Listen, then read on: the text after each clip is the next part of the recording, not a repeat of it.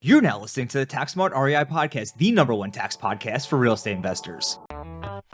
Thanks for tuning into this week's episode of the Tax Smart REI podcast. Today we're going to be talking about personal use days. Yes, everybody's favorite 14 days or less rule. It's going to be particularly important if you are investing in short-term rentals and you do have a beautiful vacation property and you want to maximize your time there, or maybe you have a vacation property and you want to squeeze in the short-term rental loophole before you go and have your fun with the property. Whatever the case may be for you, this is a critical component that you need to understand. And we get so many questions about this that we're going to break it all down in a lot of detail today. So we'll be diving into all of that in just 1 minute.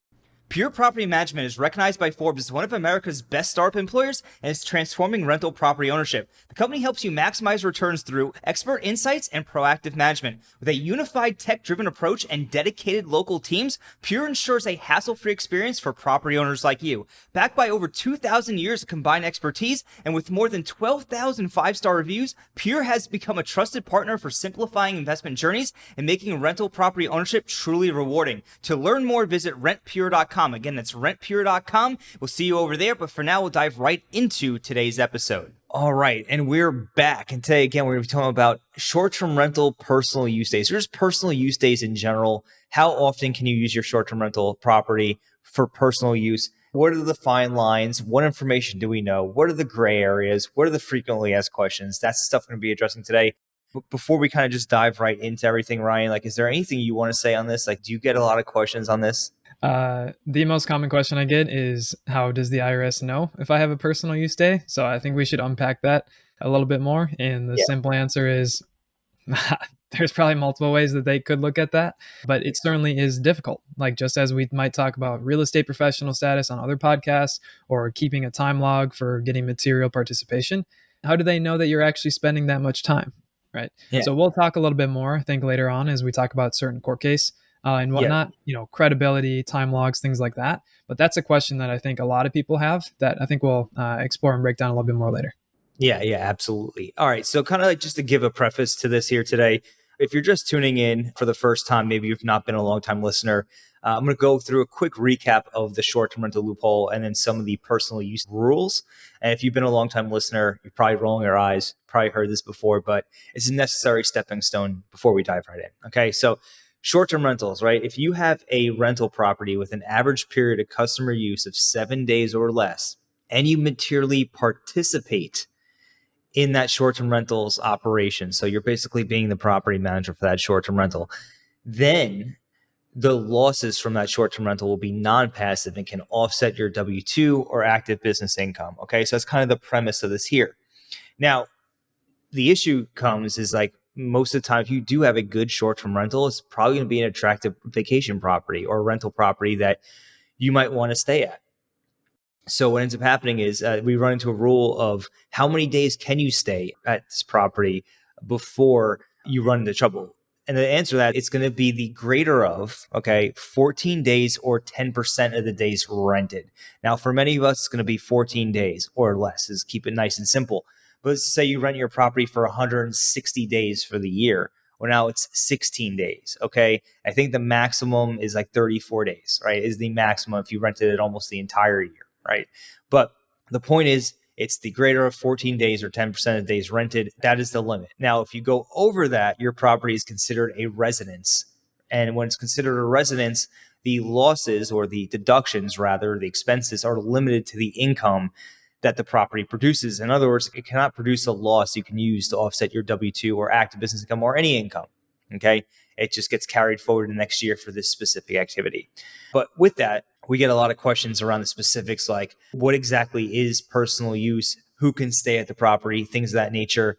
Ryan, do you want to kind of go through some of the low-hanging fruit here in terms of the black and white do's and don'ts?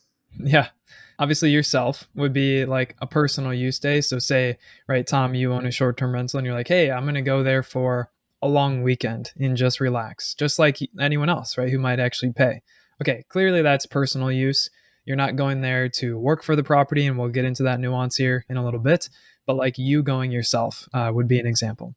Another one would be maybe you've got, say, not you who owns it, but maybe you've got a family member or friend who's like, hey, can I stay at your short-term rental? Maybe they've done you a huge favor and you're like, yeah, feel free to go stay at my short-term rental for free, Okay. Another example of personal use because they're not paying fair market rate. Now, fair market rate is something we could slow down, but at the end of the day, it's what would you charge anyone else to the public, some random stranger? Generally, that's going to be fair market rate. So if you give them a 50% discount, okay, yeah, you've got this whole friends and family. Yeah, I gave them a small discount. Maybe there's like something there that could be fine. But if you give them a substantial discount, obviously the IRS is going to look like, okay, that's not fair market rent. So thinking about not only yourself, not only friends and family who are kind of staying there for free, but even something to the tune of like swapping stays, right? I mentioned a friend. So maybe you've got a friend who's like, hey, we both own a short term rental. I'll stay at yours and you stay at mine for free. Also personal use. And that's under 280A small d to cap B. That's I know that's code for some of you who are actually going to go look at this, but that's under all of the personal use, and usually all of this is under 280A cap A. Yeah, so basically we've got yourself, anyone who has an interest, could be you, it could be a partnership, whatever it is. We've got friends and family who, or anyone who doesn't pay fair market rent, or we've got something where we're doing a swap of different stays between other properties and things like that. So those are kind of some common ones. Yeah, absolutely. I just want to drill down real quick into the family. No, like so, like right. Say Ryan comes and stays at my short-term rental. I give him a substantial discount, like he said. He's not paying fair market rent. That's going to be a personal use stay. Now, the interesting thing with family is even if they do pay you fair market rent, right? And your family for this section of the code is defined as your brothers, your sisters, whether half or full blood. That's what it says. You're basically your lineal descendants. So that's your parents, grandparents, and your children, right? So even if they stay at the property and pay you fair market rent, it's still going to be considered a personal use stay unless it's their primary residence or their principal residence. And usually a principal residence is going to be for an extended period of time. It's not going to be for a few days, right? And I'm sure to prove all of that, if you really wanted to drill down into it, you need to have change of address, all this stuff, which you're not going to do. Because people have asked me, well, can it be their principal residence for a few days? No, probably not, because you're not going to change addresses, licenses, all this stuff, voting, registration, yada, yada, yada, for just a few days. So that's just something I want to drill down into. Even if your family pays you fair market rent, it's still considered a personal use stay. That's a good point. Yep. And here's the thing too, like with this whole personal use thing, some people, especially like who I've talked with, they will go buy a short-term rental in an area where they know that they want to vacation or stay at or visit more frequently. So this is really the temptation that comes with kind of mixing this whole, hey, this is a good short-term rental as an investment on the one hand, but I'm also tempted to use it because I want to go here, I want to stay here with my family. And so now we've got this like, dilemma between, okay, is it a short-term rental as an investment primarily, or is it for personal purposes? And obviously, the more we use it personally, the less of a tax deduction and the less tax savings we can get. We'll get into that more as we go along. But just one other comment before we moved on. It is something that even on the front end can be a temptation. And that's why this even comes up as an issue. With the end of 2024 right around the corner, now's the perfect time to start planning what moves you're going to make to optimize your tax situation before the year ends and get a head start on 2025. Whether you're looking to use the real estate professional status, the short-term rental loophole, cost segregation studies, 1031 exchanges, or anything in between, our team is here to help you through proactive tax strategy and planning, painless tax filing, and streamlined bookkeeping services. After helping thousands of investors save millions of dollars in taxes, we want to help you. So whether you're looking to finish the year strong or get a head start on 2025, what are you waiting for? Head on over to www.therealestatecpa.com/podcast to request a free 30-minute discovery call today. We're looking forward to learning more about your situation and how we can help. Again, that's www.therealestatecpa.com/podcast to request a free 30-minute discovery call. We look forward to hearing from you, but for now, right back into today's episode. Right, absolutely. Now, there's an exception to this personal use rule, and this is where we're going to focus the remainder probably of the episode, just given the extent of questions that's been thrown at us over the years, okay? And that exception is that it is not considered a personal use stay if the taxpayer is working at the property on a substantially full-time basis on repairs and maintenance, okay? And that's also under Section 280A. And this is true even when others are present. So let me just give you a quick basic example. Let's say that Ryan goes to his short-term rental property. He's spending, substantially full-time. We're going to dive into what that may mean. But say he's working at the property all day, on repairs and maintenance, but his wife and his kids are hanging out, not doing much, right? They're just chilling by the pool, whatever. That would not be considered a personal use day, okay? Because Ryan, the taxpayer, is involved in repairs and maintenance on a substantially full-time basis. And it says that that's true even when others are present. Okay, so in that case, just because other people were there with him doesn't make it a personal use day. Okay, but the issues we run into with this are a few things. Here's a few questions we're going to get to the bottom of. Well, what is substantially full-time? Because this part of the code does not define substantially full-time. So we're going to look at some tax court cases, some proposed regulations, and some other details. We're also going to answer the question, what about travel days? What about the time, say you get there on a Friday night and you crash because you're so tired you're going to go work Saturday? What about Sunday morning when you get up and you don't do any work but you leave at 11 a.m.? These are the types of questions we're going to answer. First things first, substantially full-time. Again, not defined under this section. So what I did was a year or two ago, I went ahead and looked at other sections of the code. And unfortunately, I lost the citations and did not have time to go dig them back up. But full-time is typically pegged between 30 to 40 hours a week. Okay, so that's typically a full-time job, 30 to 40 hours or more. Then the term substantially, quote unquote, is often interpreted to be somewhere between 65 to 85%. Okay, so when you do some math, substantially full-time could mean on the very low end 4 hours, while on the conservative end could be as high as 6.8. So I think 6.8 is a little high. So probably somewhere between 4 to 6 hours, right? It based on other areas of the code and this kind of broader interpretation of it. But that's not good enough, right? That's not good enough to look at other areas of the code. Is there anything closer that we could dig into? So what I did is found proposed regulation section 1.280A-1E6 from 1983. Okay. Now, this proposed regulation never made it into the actual code as far as I'm aware. However, it is referenced in a later tax court case we'll talk about and is also often talked about and debated amongst tax professionals in terms of when looking at this part of the code. All right. So I'm going to dive briefly into some of the examples we find in this section, okay? So example number 1, or example 4 is the section, but the first example we'll go through. So C, this person is C, but we're going to call him Carl, okay? Carl owns a mountain cabin in which Carl rents for most of the year. Carl spends a week at the cabin with family members. Carl works on a maintenance of the cabin between 3 to 4 hours each day during the week. Carl then spends the rest of his time fishing, hiking, and relaxing. However, Carl's family members work substantially full-time at the cabin each day during the week. The principal purpose of the use of the cabin is to perform maintenance work. Therefore, the use during this period will not be considered personal use by Carl. Okay? So, what are the two takeaways from this case or from this example? 1, 3 to 4 hours a day is not considered substantially full-time, because they're saying that he worked 3 to 4 hours per day, then he spent the rest of the time hanging out, right? Meanwhile, his family works substantially full-time. So because his family works substantially full-time, it is not a personal use day by him. So it has to be more than 4 hours, just given by this example here. Did you read anything else into this that's contrary to that? No. Well, what's interesting is, yeah, they're showing the difference between, okay, let's say Carl's there by himself, right? Change it. If he's only doing 3 to 4 hours a day, like those days are basically personal. They're saying that's not substantially full-time.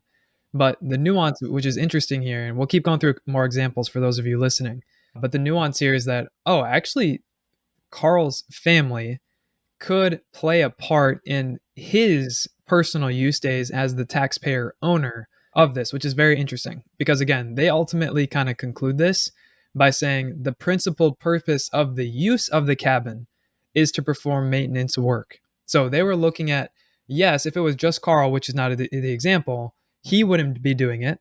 But if we look at all the people who are staying there, sounds like, right? Carl's family, we assume, are actually staying there at the cabin, meaning sleeping there in those beds or whatever.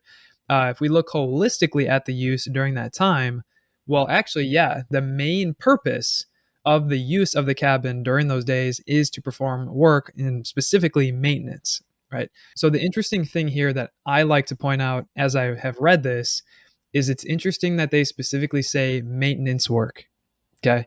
Because if this came out in 1983, they probably didn't anticipate that someone could manage a property remotely like we can today with Airbnb. right? We have clients who are in their state at their home and they've got properties in other states. So it's like, well, you could manage remotely. I'm kind of going off on a tangent here, but point is that the other thing I want to draw out is that this is specifically for maintenance work, right? It's not that they're specifically saying no management time can't count, or if you're updating your booking, right? You've got your laptop, you're changing things there, taking photos, whatever, but they are specifically calling out maintenance. But it is very interesting to wrap my comment here that they do kind of even consider that the family's work could be adding to the substantially full time for the purpose on these sections here. It's very interesting. Hey Tax Smart investors, Thomas Castelli here, and I want to let you know that I recently started my own YouTube channel where I'll be releasing weekly videos on tax and wealth tips for real estate investors and business owners, and of course I'll be covering many personal tax strategies as well. But that's not all. I'm also going to be sharing the tips and lessons I learned by investing as a limited partner in real estate syndicates and funds, which you'll only find available on YouTube, and I'll be diving even deeper in Tax Smart insiders. And lastly, in the not so distant future, I plan to cover estate planning strategies for real estate investors, and you'll only find that on YouTube. Subscribe today so you don't miss a beat by visiting youtube.com/@ThomasCastelli or by searching @ThomasCastelli on YouTube. Again, subscribe today at youtube.com/@ThomasCastelli. I'll see you over there, but for now, right back to today's episode. Yeah. No, and these are proposed regulations, to be clear. But the reason why we're going through these is because it kind of shows and outlines kind of what the intent was behind this. And also, these regulations are later referenced in a tax court case, which is authoritative. Okay. So just want to put that out there for everybody to like tread lightly here, but we're going to draw conclusions at the end of this episode for everybody. Okay. That hopefully is actionable for you. Yeah. All right. Now, moving right along, we have another example from that same section, which is A, and we're going to call A Alice because I'm just not going to go with these A's. Okay. Alice owns a lakeside cottage and A rents during the summer. A and B, a spouse. Okay. So B is a spouse. We'll call him Brian. Okay. They arrive late Thursday evening after a long drive to prepare the cottage for rental season. A and B, so Alice and Brian, prepare dinner but do no work at the unit that evening. Alice spends a normal work day working on the unit Friday and Saturday. Brian helps for a few hours each day, spending most of the time relaxing. Brian's taking it easy. Okay, so by Saturday evening, the necessary maintenance work is complete. Neither Alice or Brian works on the unit on Sunday, and they depart shortly before noon. Okay, the principal purpose of the unit from Thursday evening to Sunday morning is to perform maintenance work on the unit. Consequently, the use of this period will not be considered personal use by A. Okay, and this can be later referenced in the tax court case that I keep mentioning. But what I came to take away from this is that travel days, so in other words, staying at the property the night before or the morning after, appear not to be considered personal use if the principal purpose of the trip was to perform repairs or maintenance. So basically we've got Thursday, Friday, Saturday, Sunday as potential days, right? They are there at the cabin. Thursday is literally they get there and they go to sleep effectively. Okay. Then it sounds like Friday, Saturday, they work on the unit, right? So we've got work days, and then they've got Sunday, which is literally kind of wake up, maybe eat breakfast, I forget what it said there, and then go. And what's interesting there is it almost kind of reminds me of this whole concept about travel days and other things, airfare being deductible and things like that. We're not going to hit that much today, but it's kind of that same thing where it's kind of like we look at the main purpose of the trip, and they're basically saying the main purpose of the trip is for maintenance specifically, as just a note that I keep seeing here for the unit. Yeah. All right. And so we're going to jump right into the tax court case. But one last thing I just want to point out, me and Ryan did just talk about this off air. But in this case, what you'll notice is that Brian, he spent just a few hours working each day and then hung out, spent time relaxing. So that seems to indicate that as long as Alice was spending the full time, as long as one person's spending full time work, doing doing repairs and maintenance on a substantially full-time basis, then basically that day is not considered personal use. So just one more tidbit there. But now we get into a tax court case. This is Van Melson versus Commissioner, TC Memo 2014-236. Okay, so this is a 2014 tax court case. Not overly recent, it's about 10 years old, maybe a little older at this point, but it's relatively modern times. Okay, we had the internet, we had cell phones, we had various types of technology back then. And we're not going to go through the entire tax court case here. I'll spare you the details. But what I will say is that in the tax court case, if you read it, the travel days were excluded from personal use. So this is authoritative, right? We just went through some proposed regulations that never really made it into the code. But now this is a tax court case that actually happened. And the tax court determined that travel days were excluded from personal use as long as the primary purpose of the trip was to perform repairs and maintenance work. Okay. So again, if you drive in on that Thursday night, you eat dinner, you crash, you wake up the next morning and Friday, Saturday, you do work substantially full time. You leave Sunday morning, Sunday and Thursday when you drove in, Sunday when you just woke up and kind of did your thing in the morning and left, then those would not be considered personal use days. Those would be considered, basically repair and maintenance days effectively. But another question comes sometimes, what exactly is considered repairs and maintenance? What does that mean? Because someone asks, what about if we added a sauna, right? And a sauna is usually a capital improvement, right? It's more than a repair and maintenance. Like for accounting purposes and tax purposes, repairs and maintenance are expenses that are deducted in a single year, whereas capital improvements are things that typically add value or extend the life of the property. So I always get that question too. Well, what if I'm doing capital improvements? But in this case, this is what they consider to be repair and maintenance work, or at least they didn't say that it wasn't. Okay. Demolishing and remodeling a bathroom. This involved removing existing fixtures and structures to update the bathrooms. Now, this would usually be considered capital improvement. If you're demolishing the entire bathroom and then rebuilding it, right, or replacing it, that's a capital improvement. Long story short, no matter how you kind of want to dice it up, it's usually what's going to come out to be. Stripping wallpaper and painting, that could be considered repairs or maintenance. Cleaning and staining the deck, probably repairs and maintenance. Repairing doors, installing a bedboard. I don't know which way that would go, but off the top of my head, I'm not trying to drill down into all of that. But just kind of give you examples. Cleaning carpets, weatherproofing the front door.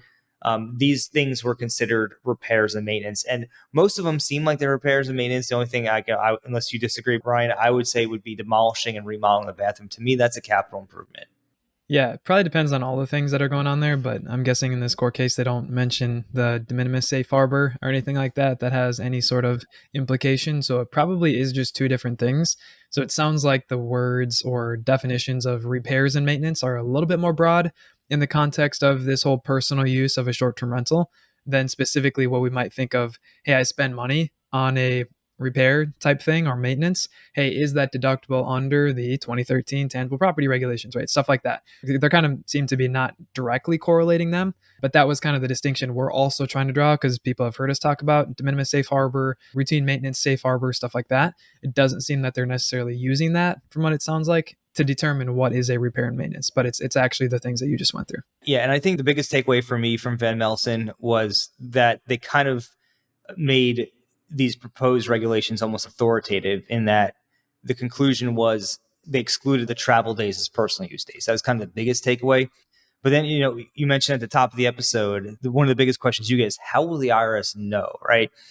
And in this, the tax court accepted his time logs or his logbooks, as they call them in the case, as credible evidence. Do you want to drill down into that a little bit? Yeah. The other thing, maybe before I comment on that directly, the other thing to keep in mind, I think there was another court case where the taxpayer had presented to an agent or the court their time log and basically said, hey, I was at my property doing these things on these days.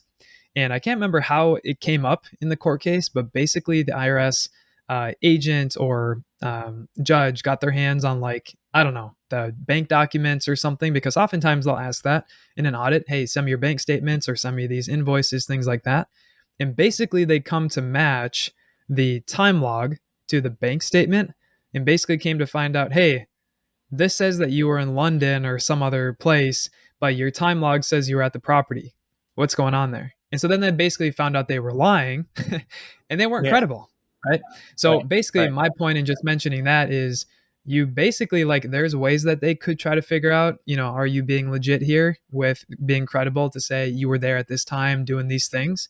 So be careful of, your time log matching social media, right? That wasn't a thing, as much maybe 10 years ago that they could now look at, especially if you're some sort of influencer, you're like, oh, I'm over here. But then they look at your time log and it's like, oh, I was at my property over here in this other state. So there's things like that. They could, look at, I don't know, ask for other sort of documentation, bank statements, like I said. But the other thing they're going to look at is not only just the general credibility that you have as a person, the other evidence that you submit. They're going to look at how timely you submitted your time log. Like, was it, hey, this was the draft from years ago, and it was clear that you had done this a long time ago. It wasn't like, hey, the day before the court case or the audit, here's my time log, right? So you got to be thinking through timeliness and just how you look overall, right?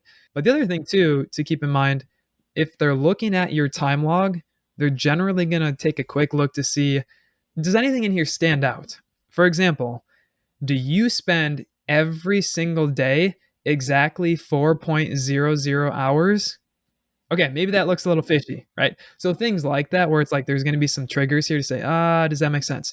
Another thing that they might not look at just hours, but hours compared to the description of the job that you're doing. So for example, we had you guys, you and Brandon at this point, had done an episode, I think, a long time ago about a taxpayer who had put like 25 hours on their time log. And I was like, oh, is there 25 hours in a day, sir? And he was like, oh, it just was a long day or something like that.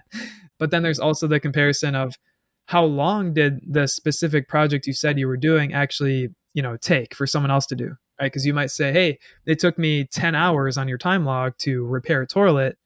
Well, most people it only take 2 to 3 hours. So are you inflating your time? That could be part of the credibility here as well. So there's ways that they can try to evaluate, are you credible? To even say that your log is legitimate. That's what, Tom, you're kind of highlighting here at the end, is that the tax court accepted their time log as evidence because they said this person was credible. All the facts around it said we can trust this person. The evidence seems legitimate.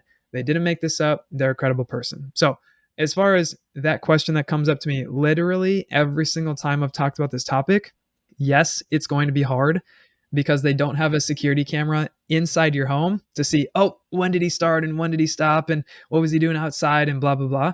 But at the end of the day, they're going to evaluate all the facts surrounding. If this becomes part of the audit, they're going to evaluate all the things to say, does that even make sense? Can we trust you? So just be careful and don't try to get too cute about this. Right. Especially in the first year, right, of the short-term rental strategy that you're trying to use. Okay, so there's a lot in that case. Okay, so if you go read through the case, it's a good case to read if you guys are really super interested in personal use. But really, at the end of the day, these are the key takeaways you want to take away from this episode. Okay, it appears, and I say it appears because, like Ryan said, everything's to be determined on the facts and circumstances, that substantially full-time is greater than 4 hours per day. And we can glean that from other areas of the tax code where they define what full-time is and what substantially means, right?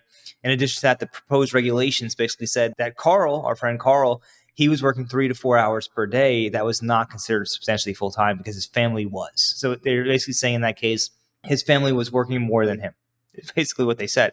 So we know it has to be more than 4 hours per day, okay?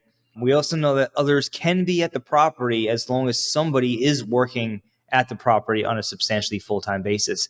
And we know that because the regulations under Section 280A say that if people are present at the property, that it doesn't make it a personal use day. And then the proposed regulations also seem to reiterate that. And if I'm not mistaken, the Van Melson case also references that as well. I just didn't call it out as a bullet point in here, but I'm pretty sure that the same case, I think his wife was with him or something like that.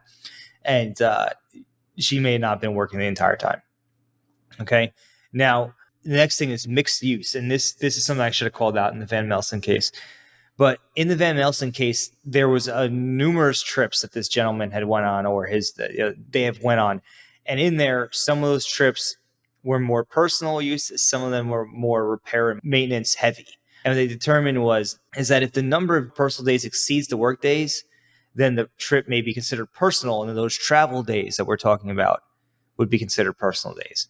But if the repairs and maintenance days dominate, then the trip would be excluded from personal use. So just a nuance there. It's the same thing, though, for those travel rules, right? If more than 50% of the days when you travel somewhere personal, then that trip is personally dominated, and vice versa.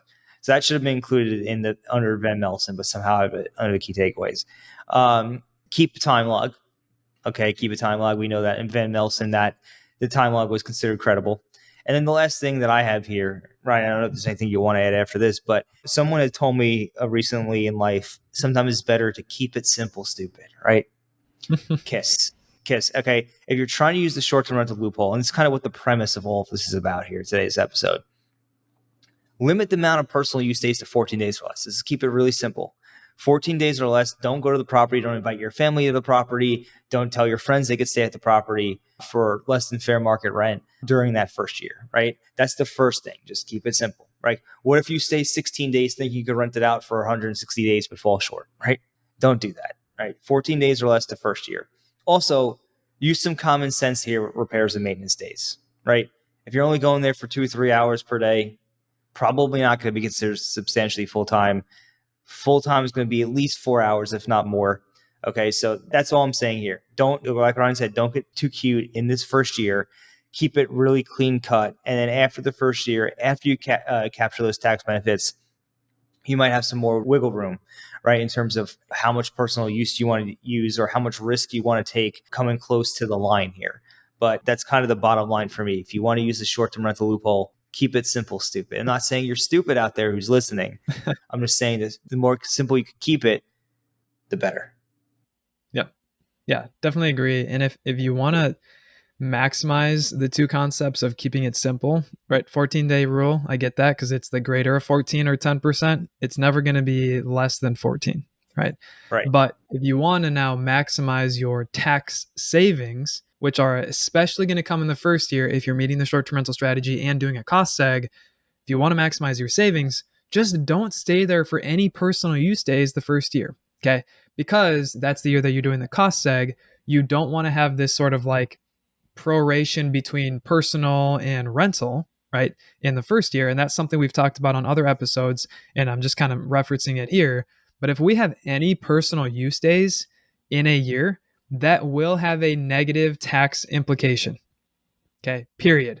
Even one personal use day will have a negative tax implication because we've got to do this proration between, okay, what percentage was used for personal? What percentage was used for rental? Okay.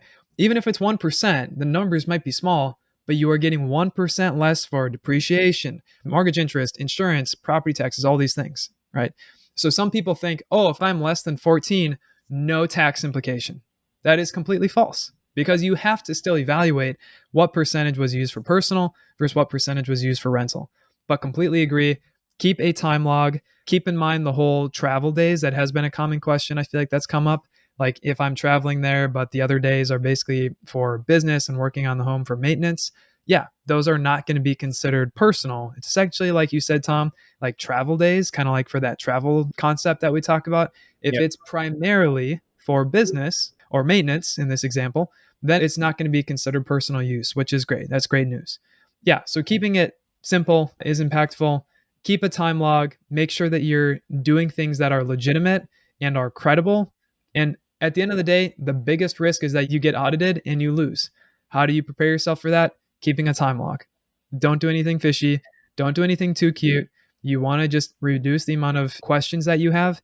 Even consider that any adult who's there, right, is working more than 4 hours. That would be ideal. Then there's no even consideration of, oh, is this person doing more than full time or that person doing substantially all full time?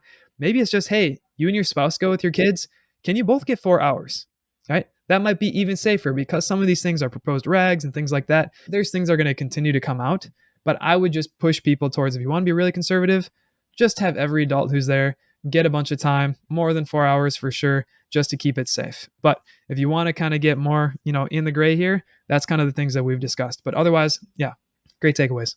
All right. If you guys do have questions about short-term rentals in general, if you haven't already checked out our book, Short-Term Rental Tax Secrets, it's available on Amazon. You can go check that out now. It's out.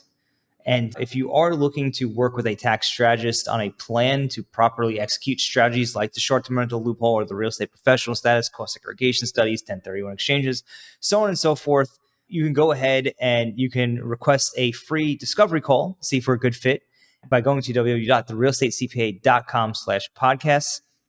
And also, if you are a CPA or EA looking to make a move, want to work for a firm on the cutting edge who works with real estate investors, business owners, and uses these types of strategies all the time, then send us an email to onboarding@hallcpallc.com with your resume, your desired position, why you want to work for a firm. We look forward to learning more about you. But I think that's about it for today, and we'll catch you on next week's episode of the Tax Smart REI podcast.